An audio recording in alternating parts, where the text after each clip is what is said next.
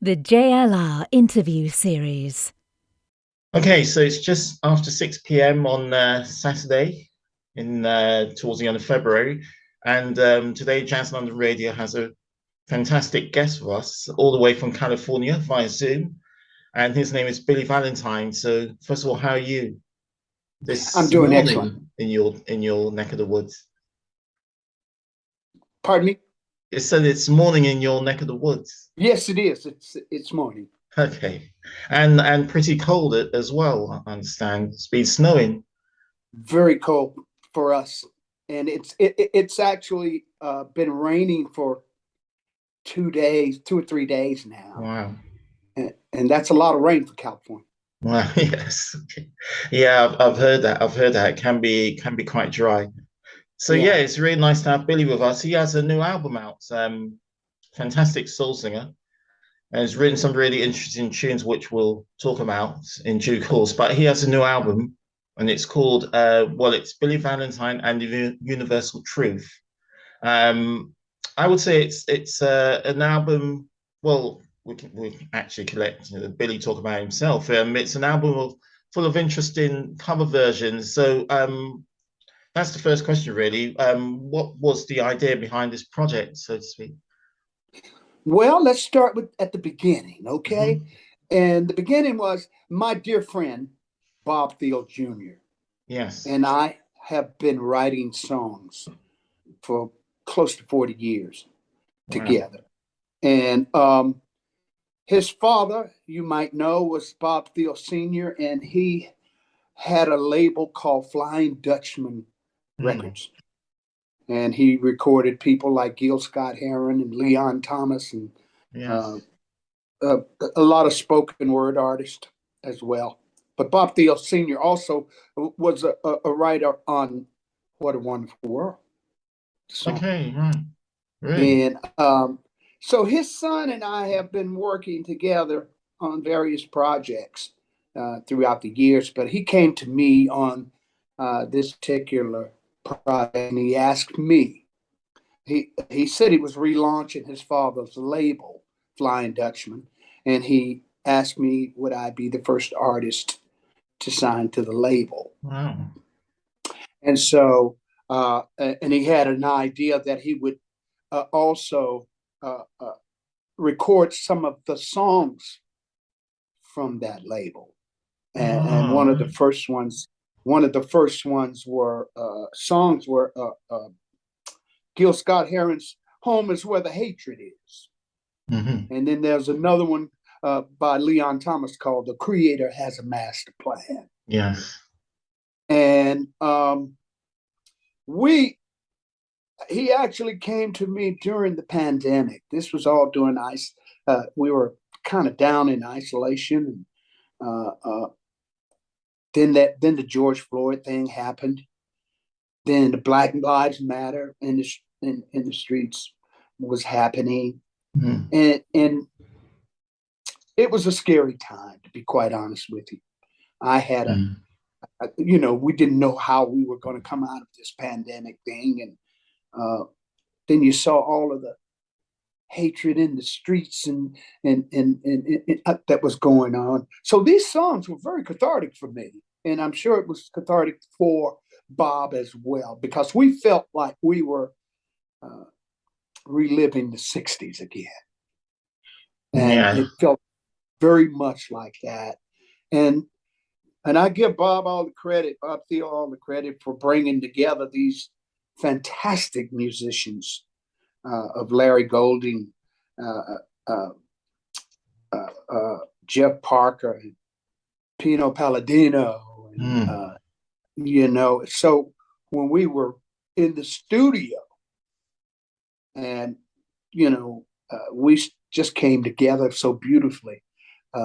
It was such a loose and uh, atmosphere in there. Bob created the right atmosphere for this record.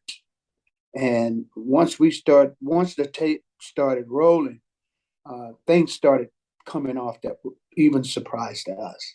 Like I think one of the first songs we did was "You Haven't Done Nothing," the Stevie Wonder cover, because we wanted to make a statement about, what was going on in our country, and nobody was actually standing up.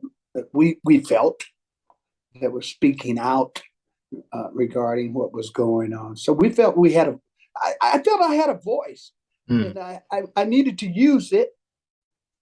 And then I started doing these songs, and I must say, after recording them, I didn't pick it up for almost a year, because it was a dark. These are dark songs. These were Yes. dark times. You know what I mean? And as an artist, you so scrutinize yourself, that it's a lot of turmoil. Any artist will tell you, when you're dealing with your soul, and you're putting stuff on down as recording things like that. It's a deep thing.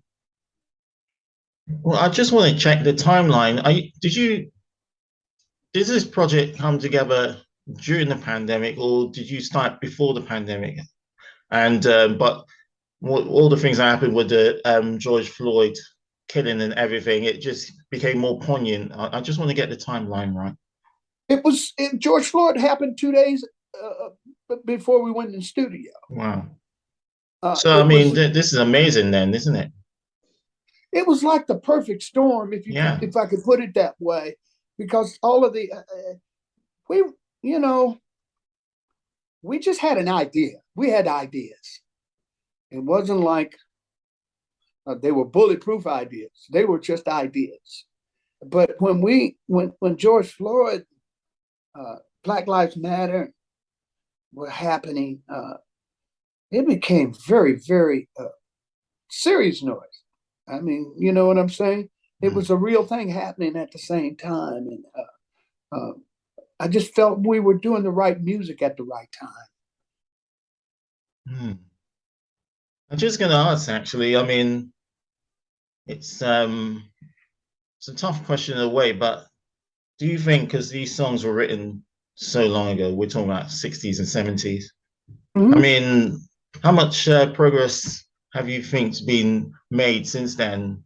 Should we, is there enough progress that we should say at least some progress has been made? Because it does seem a bit weird that after so many decades, these songs seem to be so poignant, pertinent. Well, progress is measured in inches. You know what I'm saying? But we have not progressed in a lot of ways. I mean, and it seems to hang around. It seems to be around the whole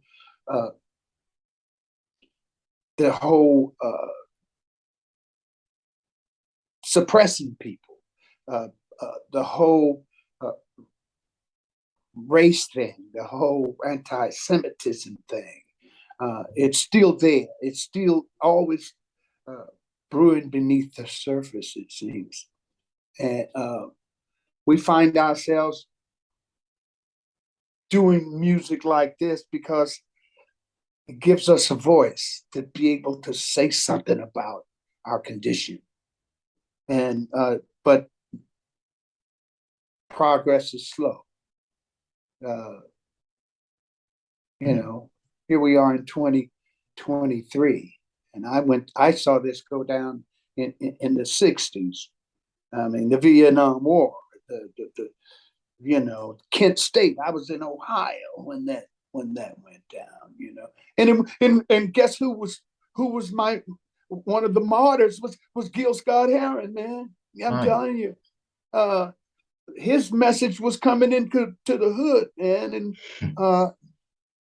and I certainly didn't know it was Bob Field Sr. at the time that was putting these records out. I can only imagine what kind of pressure he must have been under. Yeah. But when you got to say something, you got to say something. I felt like I had something to say. Yeah, no, it's fascinating. But at the same time, isn't it incredible that America's had a black president for 2 terms as well? So there's all sorts of fascinating like juxtapositions that have been going on the last few decades, isn't it?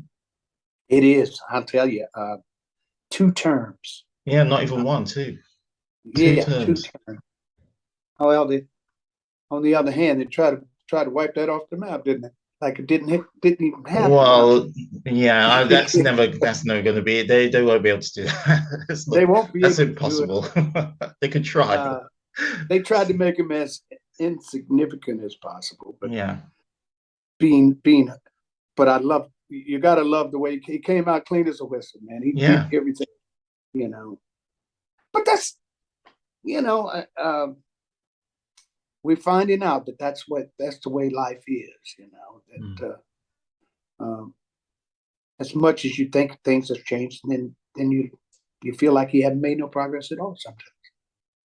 yeah. I suppose that's the phrase, isn't it? Things change but stay the same, or something along Yep. those lines. But tell me about the studio. So you said that you were able to record all together in one studio. Yeah, we did it over at East West. They did a lot of great records over there. I had done I did a lot of recording over there, and but at the time it was very much available. East West is very much in demand, but because of the pandemic, Bob was able to find some time over there, and it was great being in that room. Fleetwood Mac and everybody, they did all of their records over there. Right. The list is too long to go into, quite honestly, but it was a great studio, great musicians. I think we did all of the basic stuff there. Bob took some tracks to New York, and there's some wonderful young uh, uh, up and coming artists on there. The bass player, baritone saxophone player, females. Mm. You got to listen to the Creator has a master plan, man. Yeah, yeah. The sax solo and the bass stuff that's going on is just incredible. Wow, that sounds like really something I'll definitely have to check out because I mean the reason I ask is I've interviewed so many artists over the last 2 years and they had no choice but to, you know, do it in a hybrid way that they'll be in one room in their own country and some will be or in another region part of the country and they'll send their not tape but whatever they send these days and it'll all be done digitally but it must be a really nice feeling just to do it in one studio like old times really.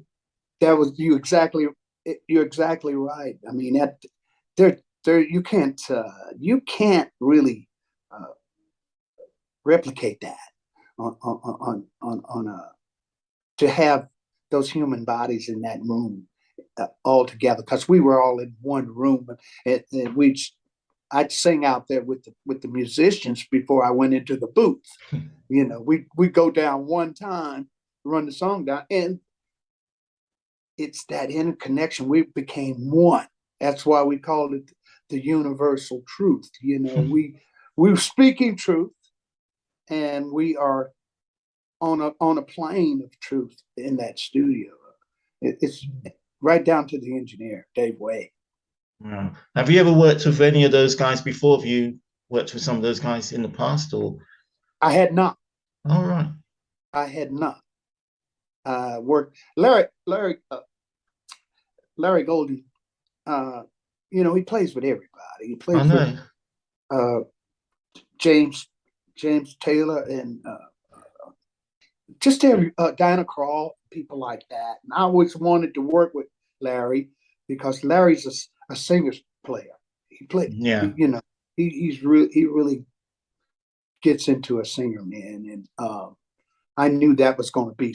And I had never worked with Pino, but I knew of Pino. Yeah. Yeah. And but what came off? And then there's James Gadsden on drums, man. Yes, yeah, that's the name from the past as well. And I've worked with James many times.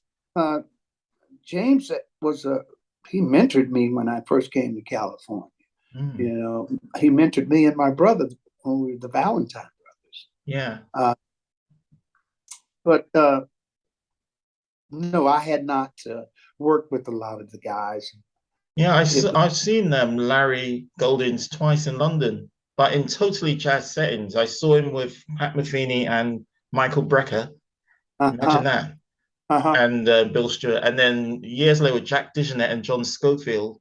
Wow, So wow. to hear him play with you, that's what I love about those kind of musicians. That's really old school, that they all work in so many different settings and just ease into it. He's in Europe right now. Oh, is it? He's over in Oslo and places like that, and he's doing I think he'll be over there about 3 weeks, Okay. just with a trio, organ trio. Yeah. Set. Yeah, Oh, he's fantastic. fantastic, man. And Yeah, yeah, it was a yeah. love affair. It was a great love affair in that studio. Yeah. Like Pino, you know, I don't want to work. I mean, I want him to be on every gig now. You know, Yeah, I've never seen him play, but I've heard a lot of his stuff since the 80s. hey man, and All I'll the tell you, records like not Paul, oh, I've forgotten his name. The English singer. He played oh, with him a lot. I can't remember his name at the moment, he's but played with so many people, yeah, man. I think he's played with Tears and everybody, yeah. man. And then you can't leave out Jeff Parker. Here's a guy Mm, from Chicago, yeah. guitarist that you see. Here's some of the ripping solos on this record. Uh, he's just amazing. He's amazing, man. Uh, I love being with these younger people, and because they have huge ears, man. They listen to everything. Mm. They hear everything, and they were right there with me. Oh, fantastic. And what's your first release on the album? Have you got a first tune that's going to be released as a single? Well, the first release uh, in UK would be "We People Who Are Darker Than Blue." Yeah. That's the Curtis Mayfield, is it? Curtis Mayfield Right. tune, and that's the kind of tune that stop you in your tracks. You know what I'm saying? Mm. Make you think. Um, Very cathartic, man. I gotta tell you, it's having something to say. You know, Mm. Yeah. uh, that's the first track and the first release, and the second would be "Home Is Where the Hatred Is." Is that a Gil Scott Heron tune, or did he just popularize it? 'Cause I'm not No, sure. that was Gil's tune. Oh, it is his tune. It was also recorded by Esther Phillips, Right. Right. and boy, I have a feeling that that's the track you're gonna really take to right away. Yeah. I just have a good feeling about it because it's such a strong statement, and it's you know what it's about, right? Mm. It's about an addict, you know, Yeah. junkie walking through the twilight. Yeah. He's on his way home. How does it feel like, you know, doing covers? When you like do covers of famous tunes or tunes on like such artists of like such gravitas, does it give you an extra responsibility, or how do you approach doing that? It's not something Well, I've asked before because usually I would interview musicians who, in the main, write their own material, for instance. So it's an mhm. interesting thing to ask, really, in this instance. Well, I tell you, yes, it's a heavy responsibility, but it has to speak to me. If the song speaks to me, uh, then I can get into it and make it mine. You know, if it does it really have something to say? I keep repeating that, you know, because Hmm. you're not gonna want to hear something that's not gonna be worth hearing. You know what I'm saying? So if it speaks to me, and and generally when it does, it means that it's important. It's the words. The message is very important. I am a messenger. You are, And yes. I am a messenger. I I I write a song every now and then, but I'll tell you something. If I get my chops on something that's really saying something and has a message for the people, I am going to say it, and I love that kind of, it doesn't have to be my song. It has to be the song that speaks to me at that time. I've sang, I, I did a lot of my experience come from demo singing. I sang demos for a lot of the great writers here in LA. And it I learned a craft. That was a craft, being able to within 5 minutes make that song mine. And I learned how to do that. But as I've gotten older and I've become more comfortable with who I am, it has to mean a lot for me to really sing it, though. Yeah, because one of the reason I ask you that, because you also have a song with your brother, which has been covered, which is people are talking about now because you come with this great new record, Money's Too Tight to Mention, which Simply Red covered, which they kind of made famous back in the late 80s. I can't quite Yeah, remember. 86 to be exact. Yes, right, Yeah. yes. We put it out in 82. Yeah. And it came over there as an import. And Mick was spinning that record up in Manchester. And and when he did record it, he gave us a call and let us know that he had done it. And, it's very nice of him. And once I heard it, man, I was completely wiped out about it, to hear him do it so beautifully. And I imagine that he did it because those were the words, it was about the words. I mean, Britain was having this problem during that period, so he made it his own, man. And that's what we do. Yeah. That's just what we do. Yeah, it's as you say, it's all about the message. It's a heavy song, but an interesting one, beautifully written. I love your version. Very funky. I love the saxophone break at the beginning. Oh man, Gary Herbig. I remember when he came into the studio, he probably thought he was going to play a solo on it, and he went into that thing, man. It was so good. We had him play it from top to bottom. Yeah. All the way through. And then we released it as an instrumental here in the state. But we were writing about our lives. Money's Too Tight to Mention. John and I, my brother, had just finished The Wiz, the musical, traveling around the country for 3 years. And all of a sudden we found ourselves out of a job. And that's how Money's Too Tight came about. I've been laid off from work. My rent is due. My kids on me brand new shoes. See, it had a need. You know what I'm saying? And that's what came out of that. It was those words at the right time. Reaganomics, the Senate and the Congress. It was a statement song. And I always felt after that maybe social commentary was my thing. Even the songs I've written that I have in the can speaks to our social being and our society. I got a song called "I've Seen Enough to Know That I've Seen Too Much."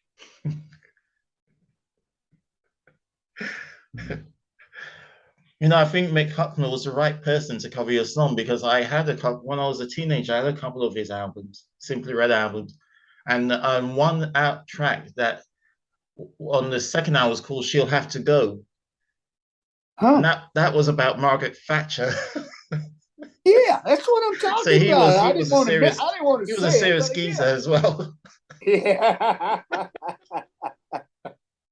That's a good one. I like that. And then she went bumps afterwards because yeah, I think that album came in '89, and in my 90s she was gone. Yeah. Wow. That was after Money's Too Tight? Yeah, that was after, yeah. That Ah, was after, yeah. All right, well, that's great. Just want to ask you before we sort of finish off, are you planning to do any tours with this music? I'm coming over, man. Oh, You're gonna have great. to come down and check me out, man. I'm coming over. I'll be over there April 7th and 8th. Okay. I'll be at the Forge. The Forge. A new club in what's that area called? Camden. Yeah, I was thinking it's a Camden. I don't think I've been to that place yet. The I Forge hear it's Camden. new. It's Forge, the Yes. Forge. Yeah, I've heard of it. You know, so I'll be over there. And Marvelous. huh? Yeah, I'm looking forward to it. All right, well, that's great. And then is that part of a wider tour, or you just coming over for those dates? Well, we come up. We'll probably do some promotion Hmm. over there, and perhaps we might go to do something in Paris. Well, that's But nice. it's actually coming together as we speak, and Hmm. we'll see how much we can do. It's not a planned European thing or anything like that yet, Okay. but I do need to get over and probably do some interviews and stuff like that, and we'll do a couple of nights, kind Well, of that get my feet yeah, wet. and that's something to look forward to. So yeah, I'll have to see if I can check that out as well. So April 7th and 8th. Yes. Okay, okay. So Mm. well, have you got a website people could check out or anything? Yeah, you can go to Billy-Valentine.com. Okay. All right. Well, yeah. So all the listeners, just do that and And check you it could out. also plug into Billy Valentine and the Universal Truth. Absolutely. Yeah. Okay, well, excellent. Sadly, I'm running out of time, a bit concerned about it. So just wanted to say thanks for the interview. Really enjoyed it. It's been really interesting talking about, this new release and, you know, the whole situation of what's been going on in America, how poignant it's been. It's really quite fascinating. Well, it's And been these are fascinating. great tunes as well. I mean, the Korea as a master plan is a fantastic.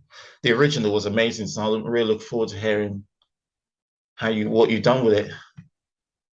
Yes. I think you'll be surprised. I think you'll be pleasantly surprised. It's because of the instrumentation, the musicians.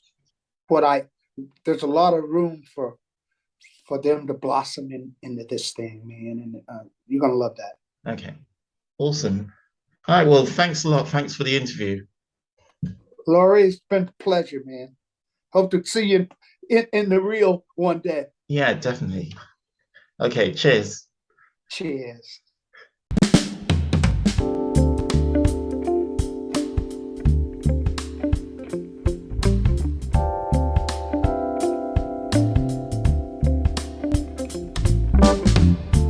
Junkie walking through the twilight. I'm on my way home. I left 3 days ago, but no one seems to know I'm gone. Home is where the hatred is. Home is filled with pain. And it might not be such a bad idea if I never went home again.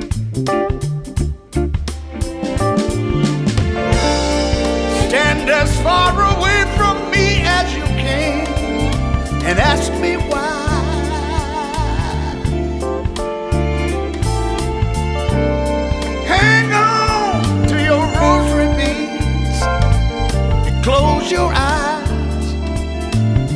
watch me die. You keep saying, kick it, quit it, Lord, but did you ever try?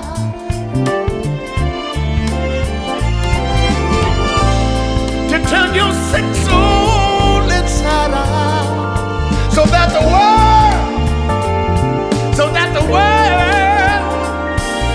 can watch you die, watch you die.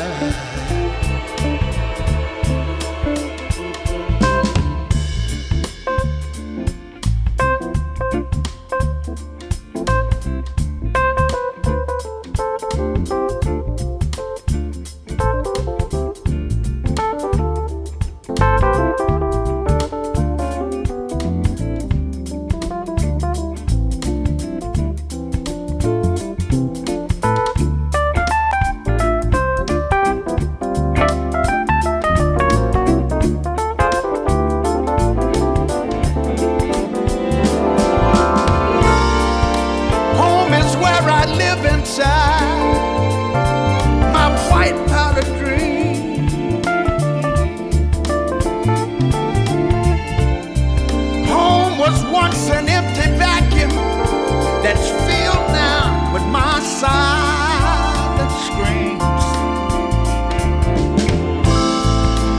Home is where the needle marks try to heal my broken heart. And it might not be such a bad idea if I never went home again. Never went home again. Kick it, quit it, kick it, quit it. Kick it, quit it, kick it, quit it. To turn your sick soul inside out. Kick it, quit it, kick it, quit it.